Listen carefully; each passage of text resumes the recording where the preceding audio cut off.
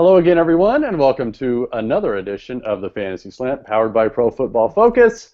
Big episode this evening. I'm your usual host, Michael Moore, along with our usual co-hosts in purple, Brandon, Marianne Lee, and in blue, I think, Pat Thorman. Again, big show this evening. We've got week 3 of preseason coming up. We're also going to get into some lesser-known players that we haven't really talked about of this preseason and see if they are worth a spot on your bench. However, as we all know, I do like to start with a question, and in honor of my wedding anniversary, which is tomorrow, by the way, so shout out to my wife, who probably won't listen to this, but oh well. My question, and we'll go to you, Pat, first. When did your significant other, and it could be family member too, it's not limited to the significant other, know that you had a fantasy football problem?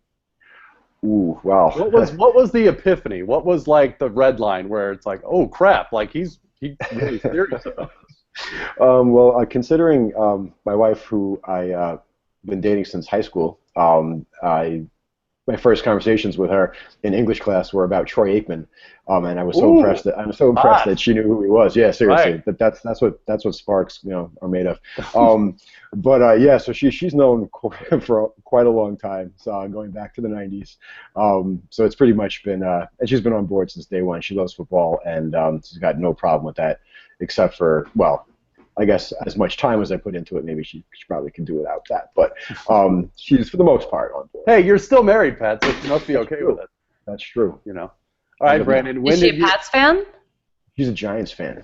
What? Oh. Holy crap. And you two get along? A house divided. Not during the last couple Super Bowls that they played each other. We didn't go. I was going to say, like, did you even watch those in the same room? I went to the one in Arizona when they were undefeated until they weren't undefeated. So that wasn't a problem. And the other one we watched kind of, on the opposite sides of the room, and she was quiet. There you go.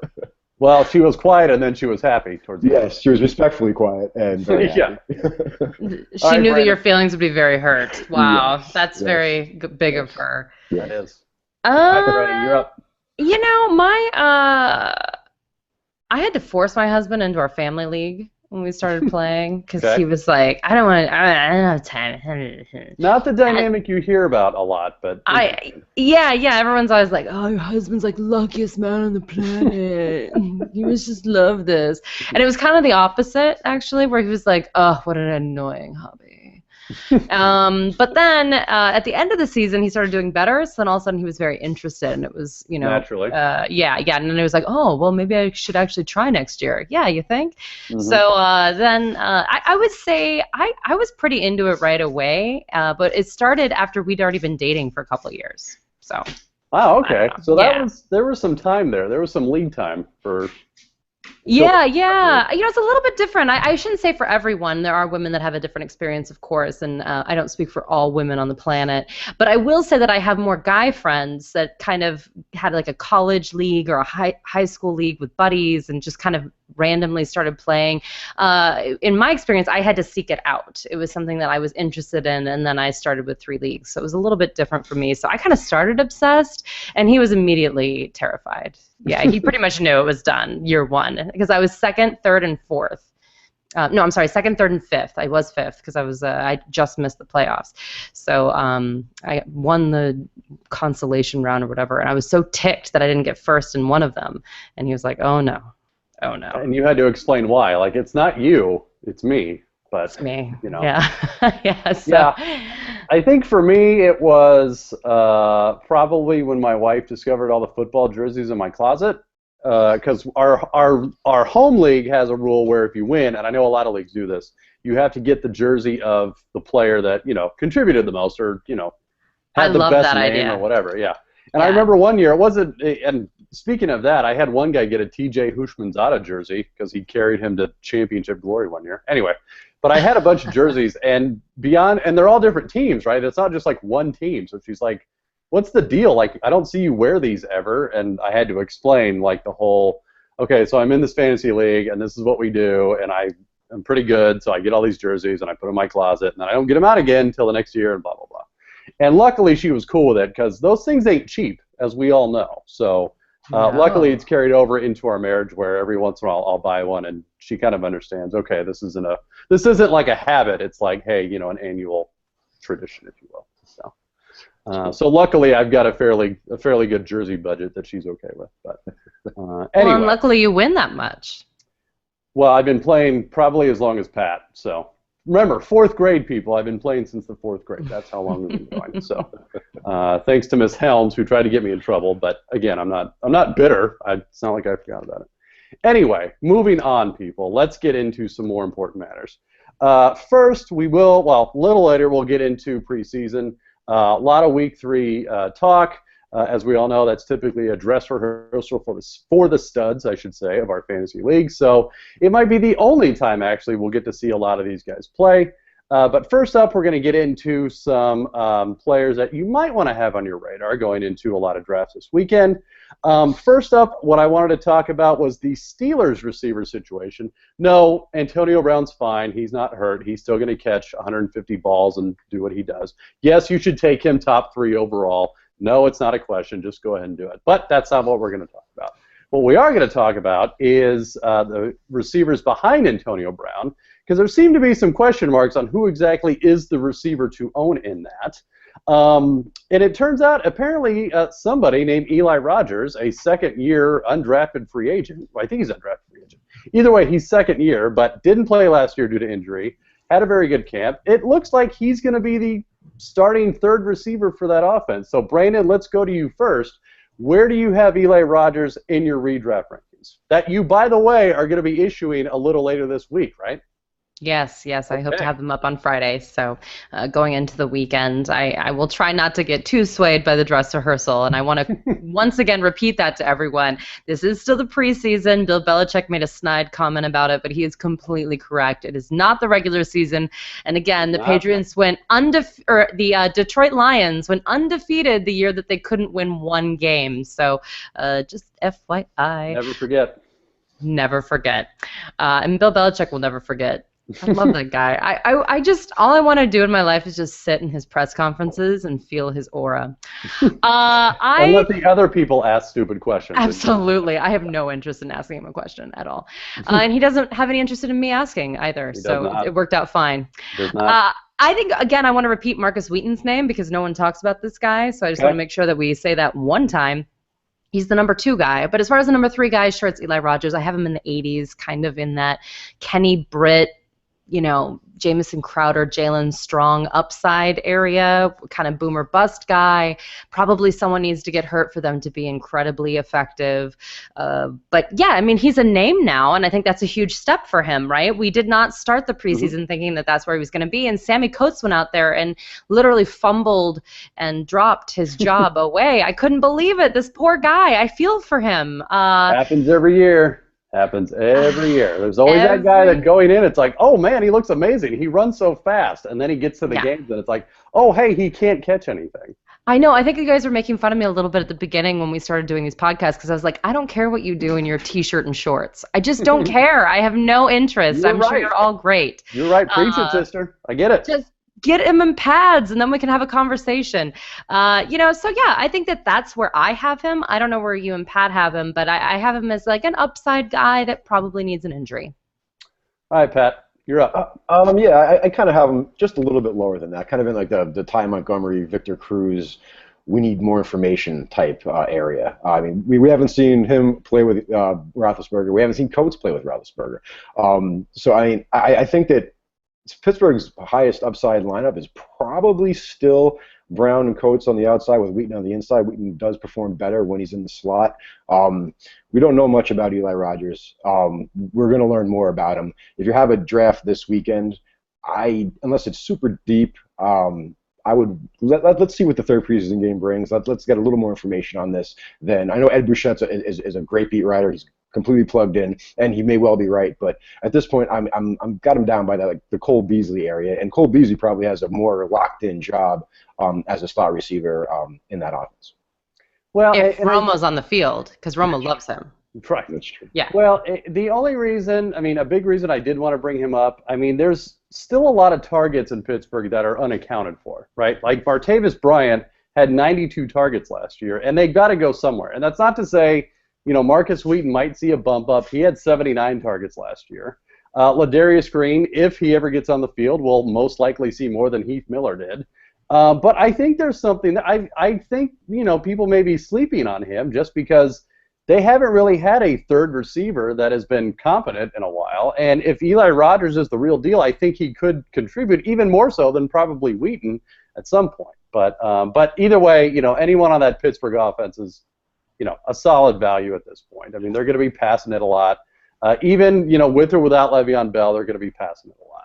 So. I tell you, in Dynasty League, I might throw the Sammy Coates owner not a low ball offer, but not a fair offer, put it that way. We advocate for that on this show. Absolutely. Saying low ball. Yeah, you don't want to low ball anybody. You might. Okay, so you want to rip off the Sammy Coates owner. That's what you're saying. That's pretty much what I'm saying. Okay, all right.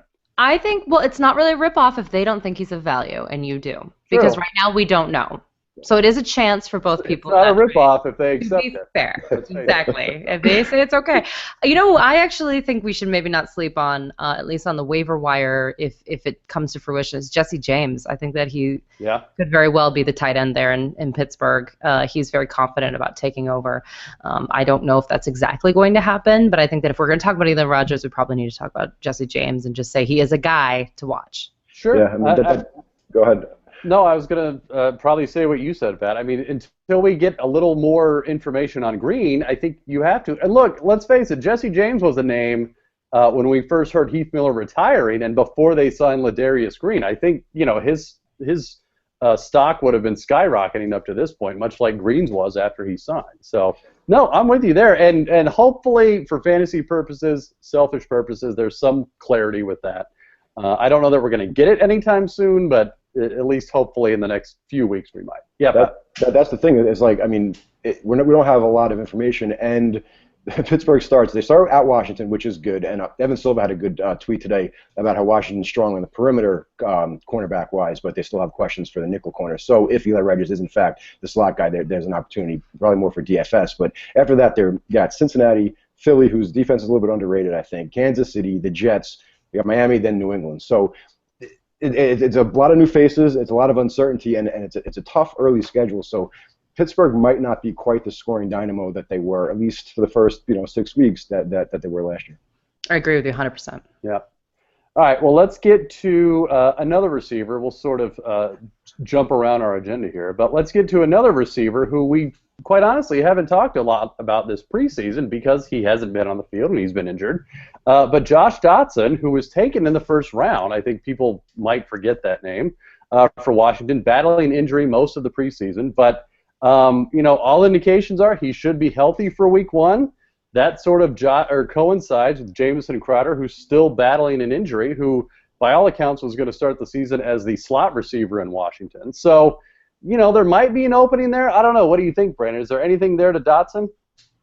I was really high on Dotson when he got drafted to the Washington team in general. So I thought, this is really exciting.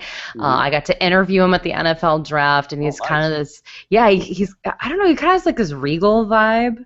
He's like what you hope wide receivers are. My wife works with his mother at TCU. But side note. Anyway, continue. Oh, really? Oh, yeah. How fun. I got a signed helmet and everything, not to brag. But anyway, sorry. You should totally brag. I think he has the potential to be a big-time player. I'm not quite sure he's going to start off the season as a big-time player. Right. And that's how I feel about rookie wide receivers in general. When you look historically over the first few weeks of every season, usually that's when rookies are getting the pace of the game. They're learning their routes. They're like, whoa, these stud cornerbacks are legit and they will mess up my stuff. And I get it. It's tough stuff. I don't want to be out there either. I hear you. So for me, I actually take it in all of my redraft leagues, I should say, standard or PPR, just regular kind of redraft leagues. I usually don't draft rookies. I wait and I pick them up off of waivers when someone else drops them because it's bye weeks. They can't have the weight on their bench anymore. They're out. Right. I pick him up. To me, Josh Dotson's a great target for that. I'm not quite sure I'm still targeting him for redraft leagues right now, especially because he's not even quite sure he's going to be there for week one. He's hoping he can be in the fourth preseason game, which, by the way, who plays in the fourth preseason game? No one, except for the people trying to just make the team. Yeah. Exactly. So I don't like the sound of that. I have a very different feeling about veterans that don't play in the preseason. I don't care. I don't care if I ever see Adrian Peterson in a preseason game in my life. I don't care. I don't care about Greg Olson's back right now. I just want him to be ready week 1. I'm fine. I don't have any doubts that he'll be fine catching the ball from Cam Newton. But these rookies that have not played make me very nervous. And Josh Doxson's on that list. Jamison Crowder was actually someone that people thought was going to be a breakout candidate this year up until this injury. So it depends on how long he's really going to be out. Right now that seems a little hazy. So, I mean, for me, I think this is about kind of how I play fantasy football in general. I mean, Odell Beckham Jr., I was in 5 leagues that year. And in 3 of them, I got to pick him up off of waivers. I never drafted the guy. So, I mean, and you probably won those leagues. Absolutely. Exactly. But, I mean, that's the point, is that you can kind of wait either for injury or just figuring out the game. Right. Rookies usually have a slower start. Amari Cooper was the opposite last year. So before you tweet me, I know, but he got hurt. So there's a little bit of a difference there. He probably would have gotten even better at the end of the season had he not had that injury. So those are my feelings about drafting in general. Which you can see on the site, because I did the 10 tips. There you go. And, Pat, that sort of leads into the bigger discussion on rookie receivers in general. There's a lot of them this year. I mean, there seem to be more every year. So what's your philosophy on that, and who this year, as far as rookie receivers go, are you trusting from week 1? Well, to echo Brandon's point real quick, I agree with her on Doxson. Not only has he not played preseason games, he hasn't been in camp, and he hasn't done much of anything at this point. And we're still not sure if he's going to come back before Crowder or not. I mean, he's running, but he's not running full speed. He's obviously a pretty prized rookie of theirs, and it's his Achilles, so it's not something that they're really gonna push him on. So I agree on Doxson. He's not a guy I'm gonna take even in like medium-sized bench leagues. As far as rookies, I'm still staying away from Treadwell. I remember we discussed this a couple weeks ago. Michael Thomas is a guy I've been drafting. He's going around the 10th or 11th round in MFL 10s. I'm certainly happy to pick him up there since it's the best ball format. But yeah, Michael Thomas is a guy he's in a good offense. He's in a high volume offense. He's got a good quarterback. That's kind of the situation that you want to take the plunge with a rookie wideout who's got obviously they all have a pretty steep learning curve, but he's in that best situation to thrive, kind of hit the ground running. Is it? I may be the only one, but I may be softening a little bit on Thomas, only because there's just a lot of mouths to feed there between Cooks and Fleener. Like Willie Snead's not going away, which I'm not saying Willie Snead's long term a threat to Michael Thomas, but I think he might be. Well, and that's possible too. Serious. Yeah. I mean, I would probably take Sterling Shepard over Mike Thomas at this point. Is that? I mean, is that fair? I would too. Yeah, I was an oversight. Thomas was the first guy that popped in my mind. I've been taking Shepard in the late 6th or 7th round of NFL 10s. Been perfectly happy doing that. Similar to New Orleans, there's a ton of targets that are kind of opened up. I mean, I know we want to talk about Victor Cruz a little bit later, but I'm not convinced that Victor Cruz is going to be back. You'd like to see him come back, but a couple of these training camp finds that we just saw from practice in the last couple of days, he looks like late career Wayne Corbett running around out there. So I kind of want to. That's the worst kind of Wayne Corbett. The Victor Cruz burst, it does not look like it's come back. That remains to be seen. He's going to play this weekend against the Jets, and hopefully maybe some live bullets brings out a little bit more explosiveness. Sterling Shepard, I certainly had a Michael Thomas. Okay. Well, one more player that we want to talk about before we get to the Week 3 preview. Darren Sproles, it was confirmed that he's going to be even more involved with the passing game than maybe we thought. I mean, even last year he did pretty well in the passing game, 55 receptions, 388 yards. But, of course, that was with the logjam at running back between Murray and Ryan Matthews, and obviously Murray's out. It's only Ryan Matthews. Ryan Matthews is super fragile, probably not playing third down. So, Brayna, let's start with you. What's sort of the ceiling with Darren Sproles this year? No? Okay. I mean, you guys, She's nodding, she's shaking her head no. I'm just going, my analysis is that, okay, fine, 400 yards each, running and so receiving. Standard leagues, pretty low. Pretty low. I mean, whenever someone confirms that someone's going to be more involved, it's like, then what? Like, what more than what? What are we talking about? There's no set standard here. So, last year it was 317 yards on the ground, 388 yards in the air. Let's be honest here, 4 total touchdowns. The problem with Sproles is you never know when to play him. And I think it's going to be the same thing this year. I'm not saying he's not going to have big games. I believe that, sure, every time. But it's always in a week that you don't have him on your starting roster, and then the next week you start him, and then you're angry at yourself. So I try to. This is actually a perfect example of someone that I avoid in drafts because I like to go for people that I think are going to actually be the number 1 or number 2 person, as opposed to someone that I always think will be in the background or a gadget play of sorts. Now, I know that he's actually a little more than a gadget play. He's created a career out of that. But still, when it comes to consistent fantasy points, I'm still having a difficult time believing it's going to be more than what it is or has been over his entire career, which, by the way, started in 2005. He's not young either, so we know that Ryan Matthews is brittle, but this guy's not young, so it's all a little dubious for me. Again, you guys laughed when I brought up Kenjon Barner, but am I right? Am I right? No, the guy is coming on. He's in the depth chart. There's no doubt. So, what about you? Yeah. I'm of the same mind. I think as to ceiling, you're looking at like a PPR running back or 2 fill-in during a bye week, and not even a flex guy, because in PPR you want receivers in your flex. And what Brandon said is absolutely spot on. In a weekly league, you don't know when to start him. I can see him as a floor play in NFL 10s, in a best ball league. That's PPR. That's fine. But he's going in like the 11th round. Around there, I'm looking for either my starting quarterback, or if I'm going running back there, I want somebody with a little more ceiling at that point. I mean, I'd take Jerick McKinnon over him, who's going to be usable if Peterson's there. But if Peterson's not there, McKinnon's borderline RB1. Then you look at DeAndre Washington. I'll take him over Sproles in that area. James White is going in that area. I'm not sure if his ADP is going to keep ascending, but you kind of get the picture on that. I think he could be. I mean, he's in that Peterson Andy Reid offense. I think he might be like a rich man's Dexter McCluster from the Kansas City days. It's a low volume offense. I mean, look at last year's numbers, and you want to translate them over to this year. I mean, last year they ran about almost two games worth of plays more than Kansas City did. So you kind of getting squeezed from all angles. And we still haven't seen Wendell Smallwood. He's going to play this weekend. Maybe he opens some eyes. Ryan Matthews, for as long as he's on the field, injury prone or not, is a really, really good running back. So if he's doing his thing, I don't see Sproles getting on, no matter how much Peterson consults his coaches before every game, says he wants to figure out how to get Sproles the ball. That kind of goes out the window really quick. So yeah, I'm fully with Brandon. He's not a guy I'm really looking to get, maybe except for best ball. He just can catch the ball. Yeah. It's not like he's that guy that can't catch the ball, so they have to have a third down guy. Ryan Matthews can do that as long as he's on the field, and of course he's brittle. We get that, but at some point you got to let that go. I mean, it's okay.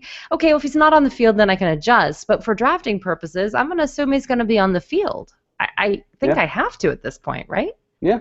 No, I'd agree with that. I think, look, he's one of those guys for me that, I mean, and there's a lot of running backs like that. The difference in their value between PPR and standard is so great that for standard, I mean, it's almost not even worth it, But PPR leagues, which a lot of people play, I mean, again, those receptions, they're the equivalent of 500 more yards. So, again, just be very careful with the type of league you're in and the type of running back you're drafting, because that could be a world of difference on that. All right. When we come back, we will jump into Week 3 and discuss many players, especially many players that will be playing for the first time this weekend. But first, quick message from Chris Collinsworth. Okay, and we're back, and we are talking about Week 3 of the preseason. Again, as we mentioned before, sort of the dress rehearsal for the teams and the players. So for many players, the only time that we're going to be able to see them in action is this weekend. So very important. Let's start off with everyone's favorite team, the Cleveland Browns, and pretty much a top-to-bottom analysis, if you will. You've got Robert Griffin, who's done good things this preseason.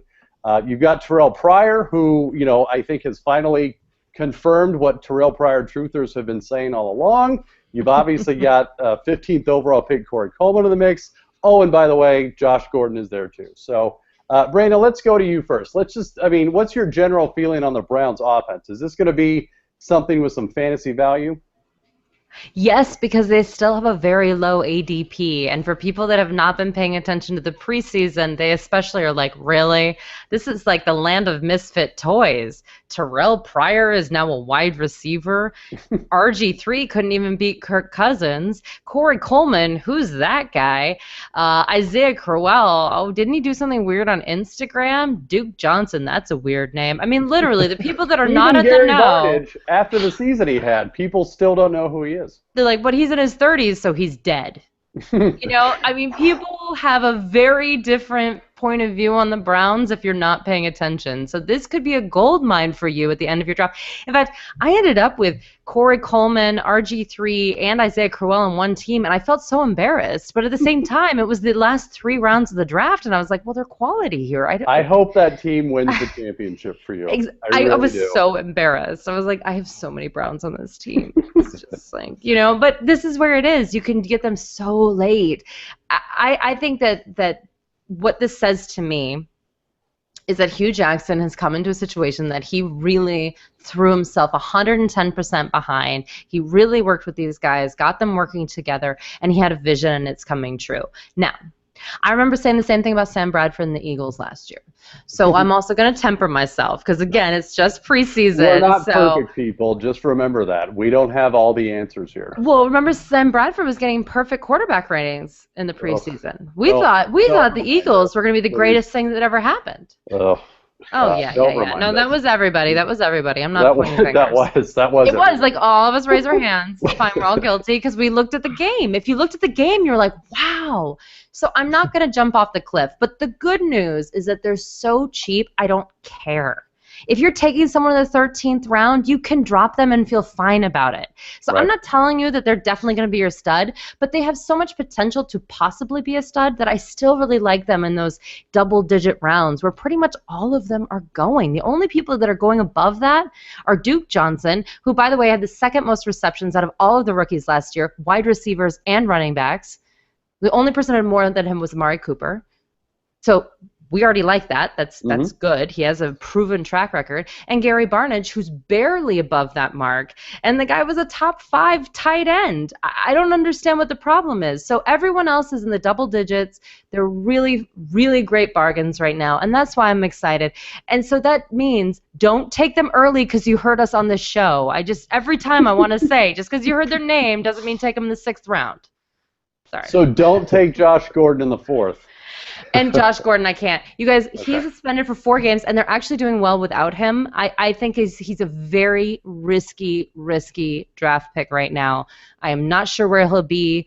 If he gets traded, that's probably the best case scenario for you if you own Gordon, because I'm not quite sure what they'll do with him when he comes back if they're really clicking along, because Hugh Jackman's a pretty stubborn guy, and I agree with him. All right, Pat, where are you on the Browns? I'm in the same boat. The guy who's really got me interested, maybe because I'm glutton for punishment, is RG3. It's kind of like, I know Rougher Johnny likes saying, don't get the pancakes, get the syrup. But I mean, he's got, Brandon just ran through all the guys. I mean, I don't have to repeat. We know that they're all high upside individuals. But I mean, he looked good in the preseason. I really want to see him again. He's a guy I'm really interested in watching this week. We obviously know we can throw a long ball. We saw what Terrell Pryor did to Marcus Trufant, who was top 5 to 10 cornerback in the league. I mean, he beat him by 15 yards by the time the ball came down.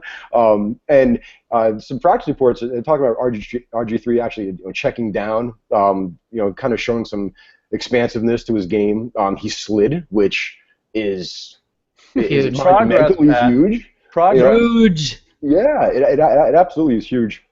I mean, I have him as my quarterback 25 right now, which doesn't seem like it's all that high, but he's right on that cusp of jumping a few guys. And if he puts together another good performance this week, another encouraging performance, I'm going to be really tempted to do it. And I know Hugh Jackson's a running coach and he wants to run the ball, and it traditionally has, especially the last few years. But he's been in Cincinnati the last few years. He's had the game scripts in his favor.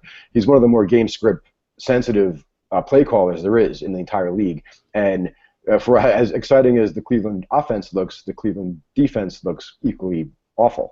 So they're going to be in scripts that they're going to need to throw the ball. So I'm pretty bullish on what this passing offense can do, and RG3's obviously at the center of it. Well, Pat, you brought up Hugh Jackson, who was in Cincinnati last year, which takes us to our next player, Mr. Jeremy Hill, which I think we can all agree it's pretty much a make-or-break year for Hill this year. I mean, he had a great rookie year, obviously, 1,100 yards, 9 rushing touchdowns, added 200 receiving yards, so not bad for a two-down thumper. And then last year, kind of fell off a cliff. He had the same amount of carries on the dot, well, save for one, but had 794 yards, so almost 500 yards less. He did, though, have 11 rushing touchdowns, so he did salvage some value there. So, Brandon, let's go to you first. Where are you drafting Jeremy Hill, and what are you expecting out of him this season?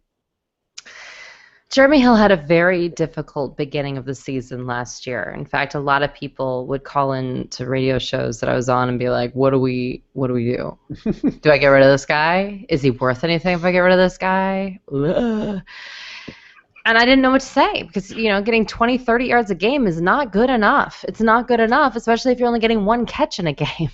For and like no touchdowns 2 yards. For several games. For several games. So he was horrible for a long, long time. But he did pick it up at the end, and he's one of those guys that just falls into the end zone. But listen, the writing was kind of on the wall the season before. I know it was his rookie season, he looked good, but there were a lot of measurables that weren't fantastic either. So I think that he's going to be fine. The good news is you don't have to draft. I mean, people were drafting him in the first or second round last year. You don't need to do that I remember. this year. Oh, yeah. He and C.J. Anderson will epically live in some fantasy people's minds. They will just still curse their names. Not in a good way. Fine. Not in a good way. Hello, I'm looking at you, Pierre Thomas. Again, never forget. Never forget. But, I think he'll be fine. I don't think they have anyone that's better. Right. I know that's not. I know people don't like to hear that, but that is logic. And fantasy is about opportunities. And I think he's going to get the opportunities because they don't have anyone better. Giovanni Bernard's a very specific running back. He's great at what he does, but they're not going to have him. But he doesn't. Yeah, I mean, exactly. So when you're talking about a running back, we put that in quotes for Giovanni Bernard. But he's a fantastic football player, but he's not going to take Jeremy Hill's job. And I don't see anyone else on this depth chart. Rex Burkhead. Cedric Pierman. I mean, really? How many times are we going to hear that guy? Bronson Hill. That's a great name, but that's not going to happen. Those are all made Jeremy Hill. They're all made up names. Yeah. But he's going to fall into the end zone and he's going to frustrate you. But I don't hate their schedule, actually. Okay. So I potential. Matt, where are you at? I'm pretty bullish on him. I mean, he's going in the 6th round. It's rising. People are starting to catch on because camp reports have been positive. He has looked good. He's running more aggressive, which is how he ran 2 years ago. He seemed a little bit tentative last year. I mean, I'm not a film guru, but I mean, it was fairly obvious on the film. And his touchdown upside is obviously massive. You saw in a down year, he scored 11 touchdowns, which I think is tied for the most for rushing touchdowns in the league last year. So it's a good team. They're going to be in good game scripts, and especially with Tyler Eifert not playing probably the first couple of games. Not that he was obviously a red zone weapon. Hill is going to maybe take some of those opportunities. So I'll be interested in seeing if they continue the split that they had last week of pretty even snaps and touches, and Gio getting the third down work, Hill getting the red zone work. They face kind of an ascending front seven in Jacksonville this week, so it should be another good test. And if he keeps that momentum going, then I think he's a bargain in the 6th round. He probably should be moving up into the 5th, maybe 4th round. May I ask a question? Are we just down on the Cincinnati Bengals in general? They're boring. Yeah, they're boring, but I'm not. I think I'm kind of high on them. I think. Yeah. I mean, look. And A.J. Green, to me, has seen the highest – people have him pegged as high as I've ever seen them peg A.J. Green before a season. Yeah. And I think that's because they realize, this is A.J. Green. It's not going away. It's not a flash in the pan. I mean, he's really good. And I think, the only thing I'll add on is Brandon, I think you hit it on the head. It's all about opportunity. And there's just not many running backs that are the man on first and second down. And that right there is worth a pretty high draft pick, especially in standard leagues. If you're not doing PPR where receptions don't mean anything, it's all about the yardage and it's all about the touchdowns. And Jeremy Hill is going to get it. Look, he's going to get 200 carries. I mean, he's the most likely of any running back out there to get 200 carries. So, yeah, I think, like you said, Pat, I mean, he's in the 6th now, which if you can still do that, great. But even if you got to get him in the 5th and the 4th, but he's your, low-end 2nd running back or even 3rd running back, even better. But I think he's much better than I think people think he is. So, all right, well, let's get to another running back where people have no doubt where they stand on. Mr. Ezekiel Elliott. We will finally see some game action this weekend, and we're all very excited. But first, let me throw this out there. I live in Dallas, so I listen to the Dallas sports radio, which is always hot takes on the Cowboys. But they made a pretty good point, which is, like, Elliott's pretty much in a lose-lose situation because either A, he does really well, and it's like, well, of course he was supposed to do well. Like, that's why they drafted him, and they got the offensive line and blah, blah, blah. Or he does poorly, and they're like, well, what the heck, man? Like, you suck. You should do a lot better. Like, he can't win, which is almost unfortunate. Is that going to do anything to where people draft him, Brandon, or are people still going to go crazy for him in the 1st round? Yeah, I can always tell when people are just coming back to fantasy football because they're like, hey, would it be crazy? I have the 12th pick. Would it be crazy if I took Ezekiel Elliott in the 1st? I'm like, baby, he's not coming to you. I got people asking me, I've got like the 3rd pick. Is it going to last that long? Yeah. I'm like, oh, no. That's adorable. No. My problem is I wouldn't take him in the 1st because I like everyone else in the 1st more than him. It's nothing against him, but there's literally no one going in the 1st round that I like less than a rookie I have yet to see play football. Okay. I mean, I don't understand why. I mean, we're saying everyone knows yes or no. To me, I'm a big question mark. I'm not anti-Ezekiel Elliott, but as far as I'm concerned, if I haven't seen the guy play in an NFL game, even preseason, I don't know how I feel about him. He's missed all of the preseason, the majority of training camp. Hamstring issues are usually conditioning issues. I don't like that. Yeah. He's had some personal issues, which, I'm not going to hold against him. Of course, his innocence proven guilty. That's not the point. The point is that it's a distraction. The guy needs to focus on football, and he needs to be on the field, and he's a rookie.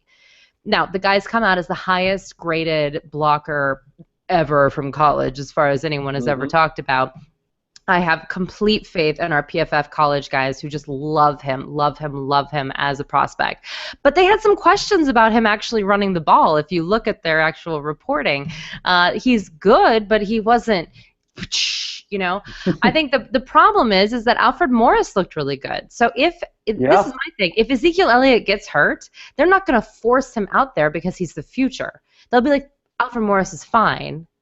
So my thing is, I'm not quite sure that he's going to get as much of the push as what everyone thinks he's going to get because they do realize it is the offensive line. And, again, I don't want to be the Debbie Downer here, but Darren McFadden and DeMarco Murray were veterans when they had those epic years behind that offensive line. They weren't figuring out the NFL or how things work or route trees. I mean, he does have to run some short-term routes, right? I mean, that is part of the job of the running back when you are a 3-down back, supposedly. I just have question marks about the fact that he hasn't been able to practice those things. It's not about him or his skill set. It's about the unfortunate injury. So for me, if he was a 2nd, 3rd, 4th round pick, then yes, I think he's very risky right now. I salute you, the people that are all in. You do you. But for me, you can't tell me that's better than Des Bryant. Same team, more security, in my opinion. All right, Pat, where are you at on Elliott? Jerry Jones has his reputation. Who knows? Jerry Jones has his reputation on Ezekiel Elliott. I think the reason he hasn't been playing is because he's been on bubble wrap. Yeah. I mean, they said he was going to have 8 to 12 touches this week. I would be surprised if he saw more than 6 touches this week. In Seattle, you want to play him with Romo. I don't think Romo's going to play a heck of a lot. Why would you have? I mean, they want to protect Romo. They want to protect Elliott. I mean, if Alfred Morris winds up splitting time and doing better than Ezekiel Elliott, Jerry Jones looked like an idiot. Everyone's like, well, you should have drafted Ramsey instead of Ezekiel Elliott because anyone can run behind the Dallas offensive line. Well, Ezekiel Elliott's going to get every opportunity to do that. I think Ezekiel Elliott is the RB1 and I'm not taking to the end of the first round because I have wide receivers lined up at the beginning. But I don't think we're gonna see him that much this weekend. I think he's gonna stay in bubble wrap. And Brandon brings up a good point about veterans figuring it out already, and how Elliott might be a little behind the learning curve on that. So you would like to see him out there a little bit, but I'm not so sure we're so worried about the hamstring anymore. I think part of that is he's in bubble wrap, and Jerry Jones' reputation is riding on Ezekiel Elliott succeeding. Yeah.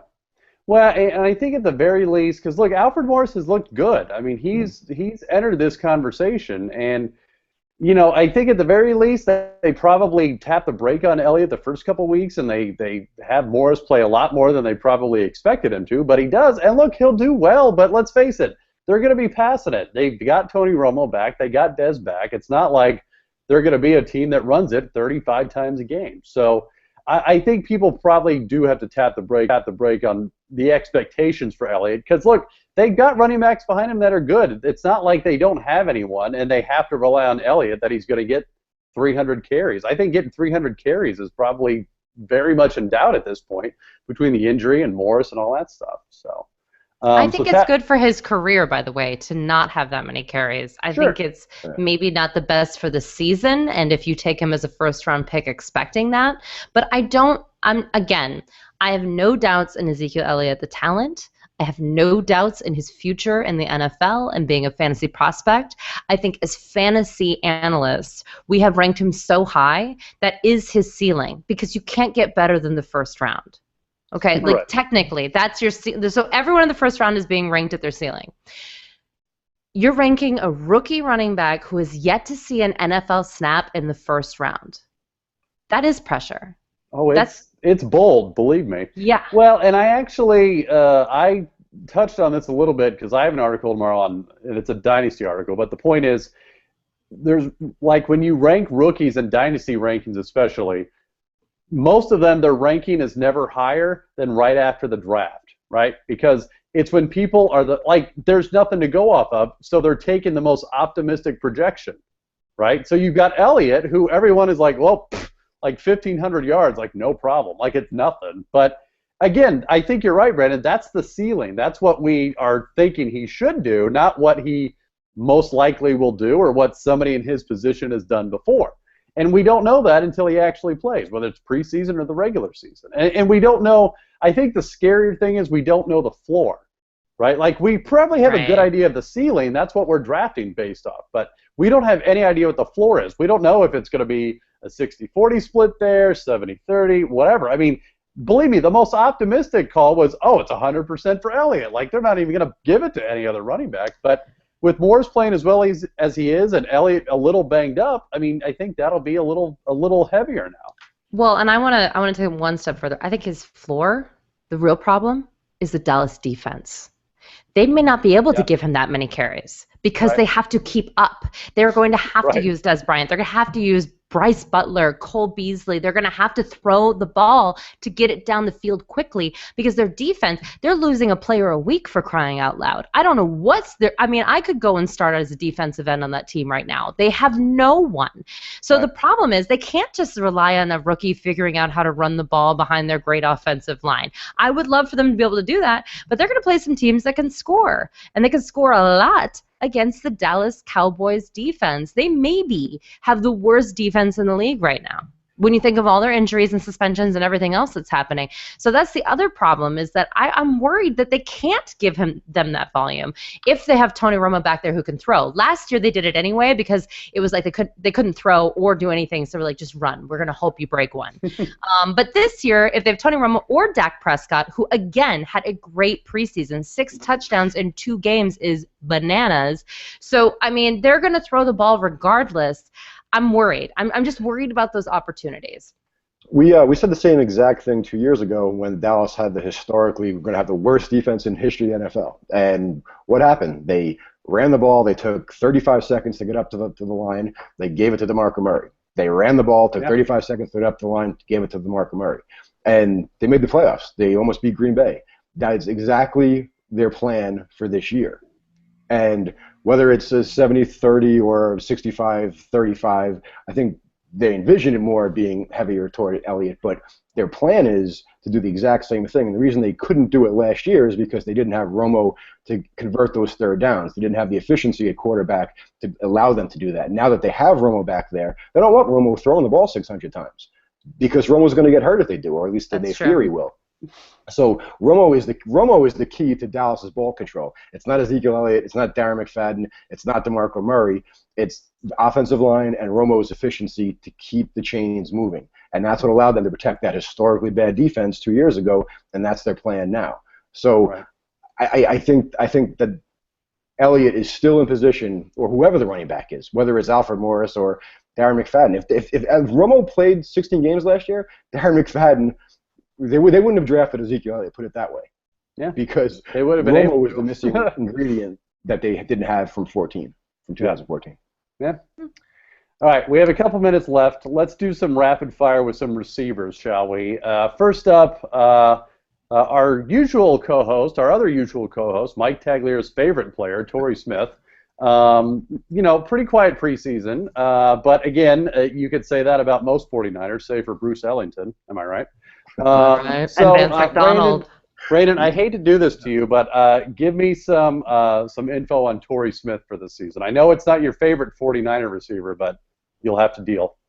I think Torrey Smith's performance is completely dependent on what Colin Kaepernick does this year in this game, because Blaine Gabbert's not going to be able to get him. Okay. Blaine Gabbert's not going to be able to get him the ball, and so that's the problem. It has nothing to do with Torrey Smith, frankly, as far as I can tell. It's about whether or not Colin Kaepernick's going to be able to get it together and then also be able to deliver the long ball. Again, it makes zero sense to put Torrey Smith in the slot, although, you know what, it's Chip Kelly. We don't know. We just can't. It's like Jerry Jones. It's all a wild card. But as of right now, he is not going to be in the slot, and he will not be doing the short or even medium distance. He's more of a long ball guy. So I'm very interested in what Colin Kaepernick does, almost more than Torrey Smith, because that will determine how I feel about Torrey Smith moving forward. Okay. Pat, Victor Cruz, is he playing? Is he not playing? What's the deal? Well, he's supposed to play on Saturday against the Jets, and we're going to see. I mean, he reportedly looked good on Wednesday or Tuesday and Wednesday, and we saw those vines like we mentioned before, and they left a little bit to be desired. And that impacts Shepard, it impacts Will Tye, it impacts Eli, it impacts Vereen, on the short passes, it impacts a lot of things. And as a football fan, you hope he comes back and you hope he can do the salsa dance again. But that's one of those situations where you need to see it to believe it. But it's certainly going to be worth watching because it impacts a high volume, high scoring, high passing offense. Yeah. Brandon, a rookie receiver who, let's face it, was probably one of the unlikeliest to get a starting job in Week 1, but nonetheless, here we are. Tajay Sharp of the Titans, they even traded Dorial Green-Beckham as if there was ever any doubt. So what can we expect from Tajay this weekend and this season?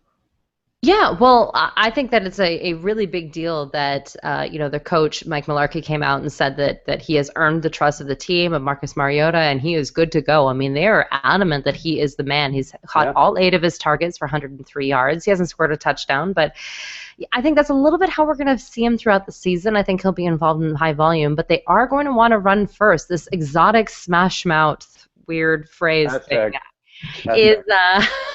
is really happening, though. I think DeMarco Murray looks fantastic. If there's anything that I've taken from this preseason, it's that maybe we need to trust Mike Mularkey on his word, because it looks like it's exactly what he said it was going to be. It's a lot of running. I'm not there yet, but I see your point. I mean, I had zero trust before. I guess maybe I'm just like half trust, so I feel good. But I do think that Tajay Sharp is the guy. You have to feel good when a guy catches all of his targets and he's a rookie. But again, he's a rookie and his quarterback is a sophomore. It's not really going to be fantasy. It's going to be more like fantasy bye weeks. Yeah. Okay.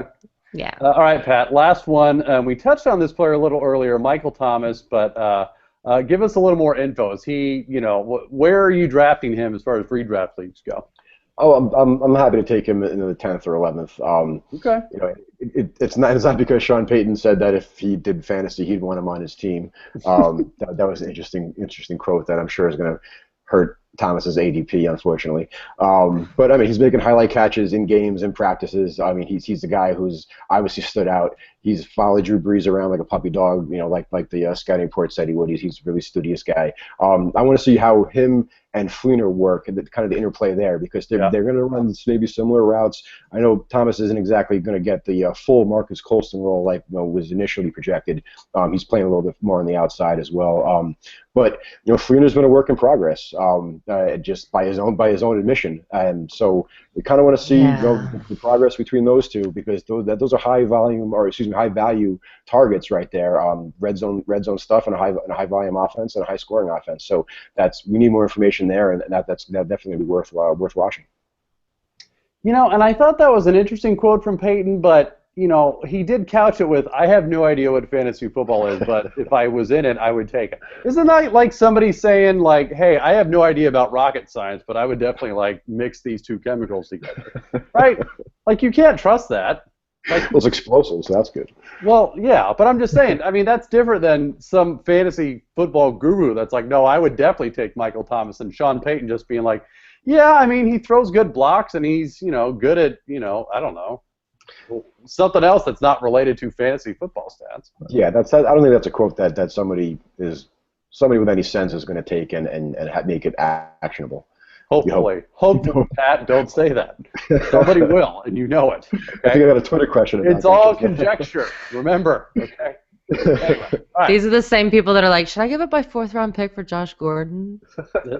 Preach it. Stop. Preach it, Brandon. Let's go. This is your chance.